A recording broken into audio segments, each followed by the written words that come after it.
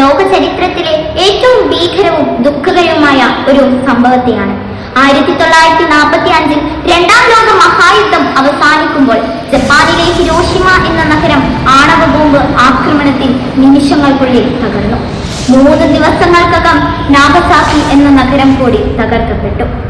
ആ സമയത്ത് അന്നത്തെ American president Harry S Truman ആയിരുന്നു.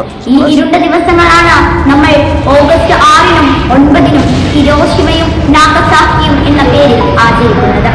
ലക്ഷക്കണക്കിന് മനുഷ്യരും കുട്ടികളും സ്ത്രീകളും നിർദോഷികളും ആണവായുദ്ധത്തിന്റെ അതിക്രൂരതയിൽപ്പെട്ട് മരണമടഞ്ഞു. ഏകദേശം 2 ലക്ഷം ആളുകൾക്ക് ജീവൻ നഷ്ടമായി.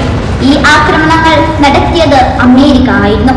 അവർ ഹിരോഷിമയിൽ എനോളഗെ എന്ന വിമാനത്തിൽ വർഷിപ്പിച്ച ബോംബിന്റെ പേരായിരുന്നു ലിറ്റിൽ ബോയ്. നാഗസാക്കിയിൽ ബോസ്കാർ എന്ന വിമാനത്തിൽ വർഷിപ്പിച്ച 4.63 ടൺ ഭാരമുള്ള അണുബോംബിന്റെ പേരായിരുന്നു ഫാറ്റ്മാൻ.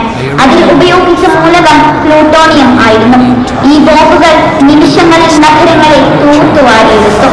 ഇതുപോലുള്ള ആക്രമണങ്ങൾ അവസാനിക്കുന്നില്ല എന്നതാണ് ഏറ്റവും ഭീകരമായ സത്യം.